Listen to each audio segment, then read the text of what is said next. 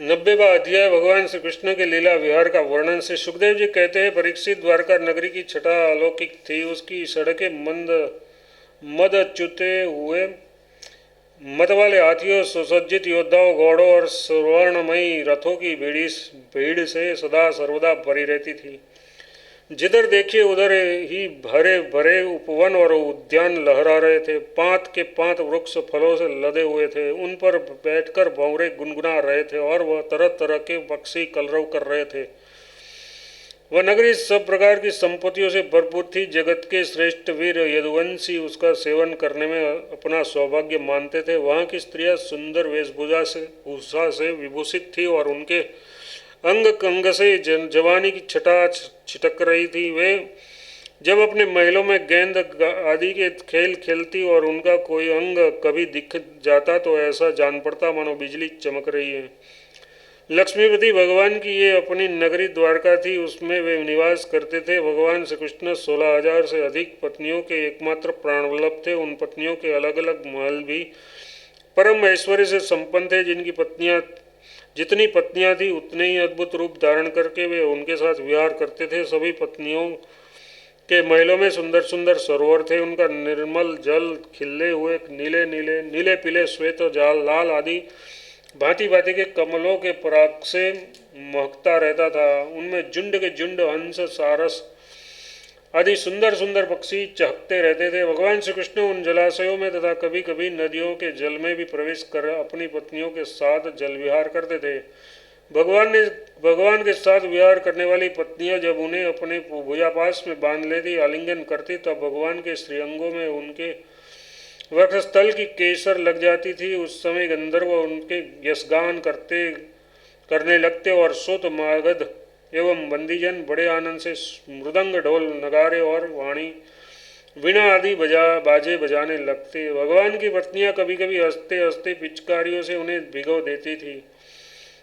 वे भी उनको तर कर देते। इस प्रकार भगवान अपनी पत्नियों के साथ क्रीड़ा करते मानो यक्षराज कुबेर यक्षिणियों के साथ विहार कर रहे हो।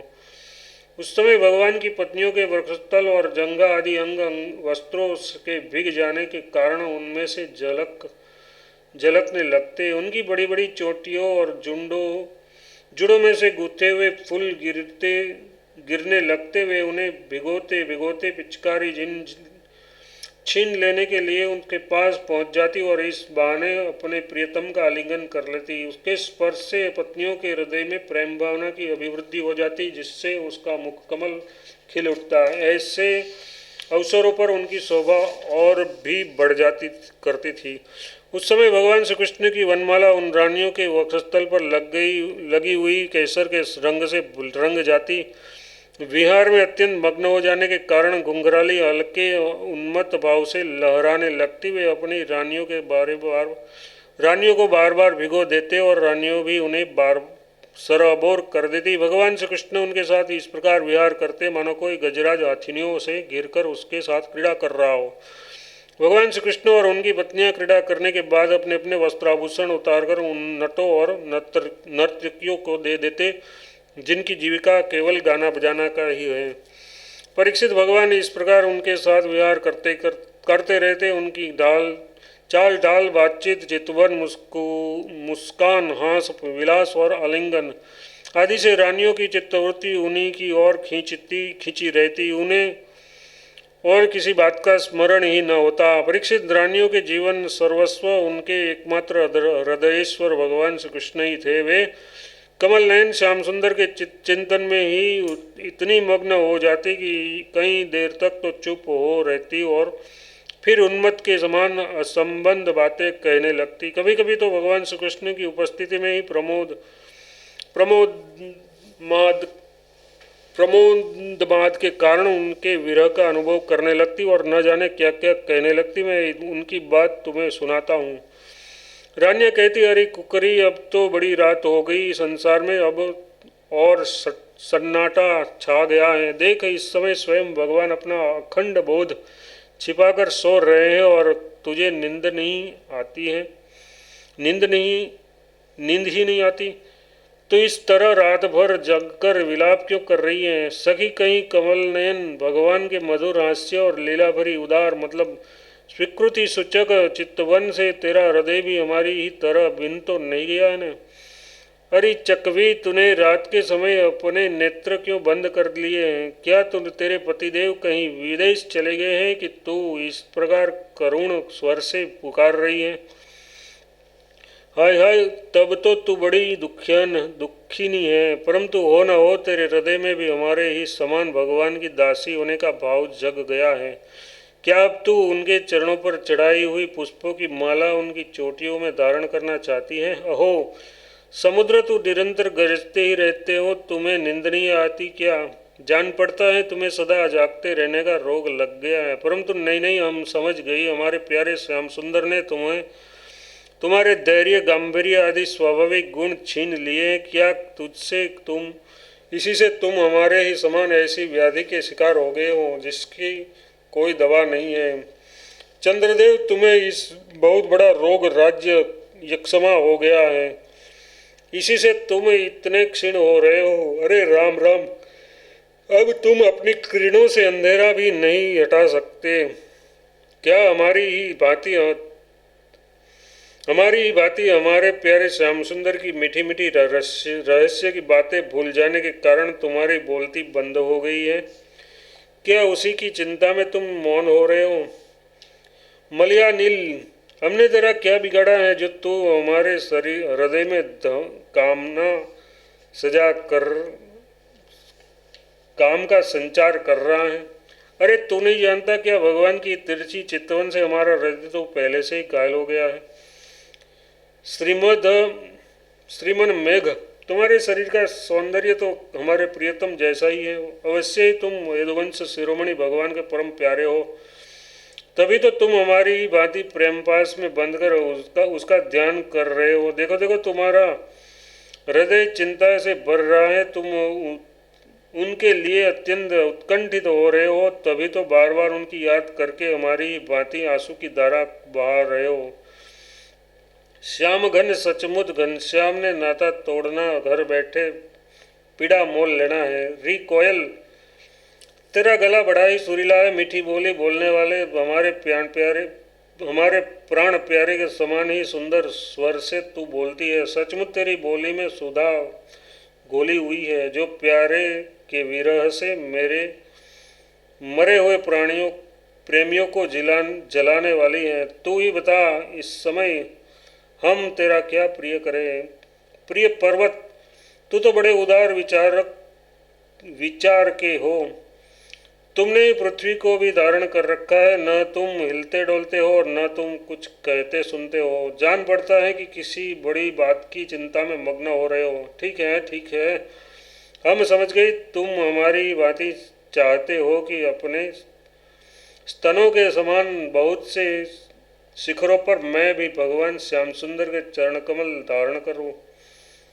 समुद्र पत्नी नदियाँ, ये ग्रीष्म ऋतु है, तुम्हारे कुंड सूख गए हैं, अब तुम्हारे अंदर खिले हुए कमलों का सौंदर्य नहीं दिखता। तुम बहुत दुबली पतली हो गई हो। जान पड़ता है जैसे हम अपने प्रियतम श्याम सुंदर की प्रेम भरी चितवन न पाकर अपना हृदय खो बैठती हैं और अत्यंत दुबली पतली हो गई हैं, वैसे ही तुम भी मेघों के द्वारा अपने प्रियतम समुद्र का जल न पाकर ऐसी दिन हो गई हो। हंस, आओ आओ, भले आए, स्वागत है, आसन पर बैठो, लो दूध पियो। प्रिय हंस, श्याम सुंदर की कोई बात तो सुनाओ। हम समझती हैं कि तुम उनके दूत हो, किसी के वश में न होने वाले श्याम सुंदर कुशल तो हो ना? अरे भाई, उनकी मित्रता तो बड़ी अस्थिर है, क्षण भंगुर है। एक बात तो बताओ, उन्होंने हमसे कहा था कि तुम ही हमारी परम प्रियतमा हो, क्या अब उन्हें ये बात याद है? जाओ जाओ, हम तुम्हारी अनुनय विनय नहीं सुनती। जब वे हमारी परवाह नहीं करते तो हम उनसे पीछे क्यों मरे? शूद्र के दूत, हम उनके पास नहीं जाती। क्या कहा? वे हमारी इच्छा पूर्ण करने के लिए ही आना चाहते हैं। अच्छा, तब उन्हें तो यहाँ बुला लाना, हमसे बातें करना, परंतु कहीं लक्ष्मी जी को साथ न ले आना। तब क्या वे लक्ष्मी जी को छोड़कर यहाँ नहीं आना चाहते? ये कैसी बात है? क्या स्त्रियों में लक्ष्मी ही एक ऐसी है जिनका भगवान से अनन्य प्रेम है? क्या हम में से कोई एक भी वैसी नहीं है? परीक्षित, श्री कृष्ण पत्नियां योगेश्वरेश्वर भगवान श्री कृष्ण में ऐसी ही अनन्य प्रेम भाव रखती थी। इसी से उन्होंने परम पद प्राप्त किया। भगवान श्री कृष्ण की लीलाएं अनेकों प्रकार से अनेकों गीतों का गान की गई है। वे इतनी मधुर, इतनी मनोहर हैं कि उनके सुनने मात्र से स्त्रियों का मन बलात् उनकी ओर खींच जाता है। फिर जो स्त्रियां उन्हें अपने नेत्रों से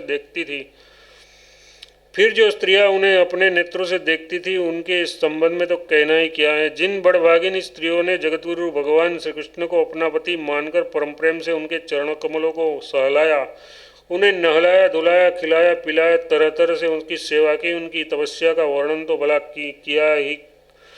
किया ही कैसे जा सकता है। परीक्षित, भगवान श्री कृष्ण सत्पुरुषों के एकमात्र आश्रय है। उन्होंने वेदोक्त धर्म का बार बार आचरण करके लोगों को ये बात दिखला दी कि घर ही धर्म, अर्थ और काम साधन का स्थान है। इसलिए वे गृहस्थोचित श्रेष्ठ धर्म का आश्रय लेकर व्यवहार कर रहे थे। परीक्षित, मैं तुमसे ये कह चुका हूँ कि उनकी रानियों की संख्या थी 16,108।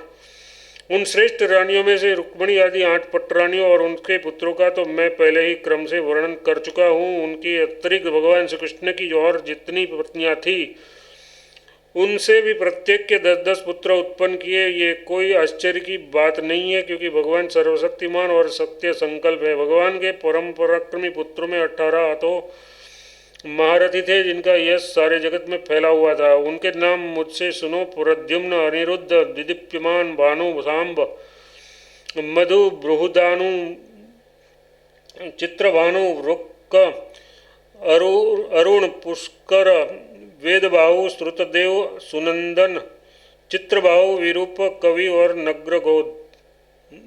न्यग्रोध। राजेंद्र, भगवान श्री कृष्ण के इन पुत्रों में भी सबसे श्रेष्ठ रुक्मिणी नंदन प्रद्युम्न जी थे। वे सभी गुणों में अपने पिता के समान ही थे। महारथी प्रद्युम्न ने रुक्मिणी जी की कन्या से अपना विवाह किया था। रुक्मी की कन्या से अपना विवाह किया था। उसी से गर्भ से अनिरुद्ध जी का जन्म हुआ। उनमें 10,000 हाथियों का बल था। रुक्मी के दोहित्र अनिरुद्ध जी ने अपने नाना की पोती से विवाह किया। उसके गर्भ से व्रज का जन्म हुआ। ब्राह्मणों के शाप से पैदा हुआ मुसल के द्वारा यदुवंश का नाश हो जाने पर एकमात्र वे ही बच रहे थे। व्रज के पुत्र हैं प्रतिबाहु, प्रतिबाहु के सुबाहु, सुबाहु के शांतसेन और शांतसेन के शतसेन। परीक्षित, इस वंश में कोई भी पुरुष ऐसा न हुआ जो बहुत सी संतान वाला न हो तथा जो निर्धन, अल्पायु और अल्पशक्ति हो। वे सभी ब्राह्मणों के भक्त थे। परीक्षित, यदुवंशी में ऐसे ऐसे यशस्वी और पराक्रमी पुरुष वे हैं जिसकी गिनती भी हजारों वर्षों में पूरी नहीं हो सकती। मैंने ऐसा सुना है कि यदुवंश के बालकों को शिक्षा देने के लिए 3,88,00,000 आचार्य थे। ऐसी स्थिति में महात्मा यदुवंशियों की संख्या तो बताई ही कैसे जा सकती है। स्वयं महाराज उग्रसेन के साथ एक नील के लगभग सैनिक रहते थे। परीक्षित, प्राचीन काल में देवासुर संग्राम के समय बहुत से भयंकर असुर मारे गए थे। वे ही मनुष्यों में उत्पन्न हुए और बड़े घमंड से जनता को सताने लगे।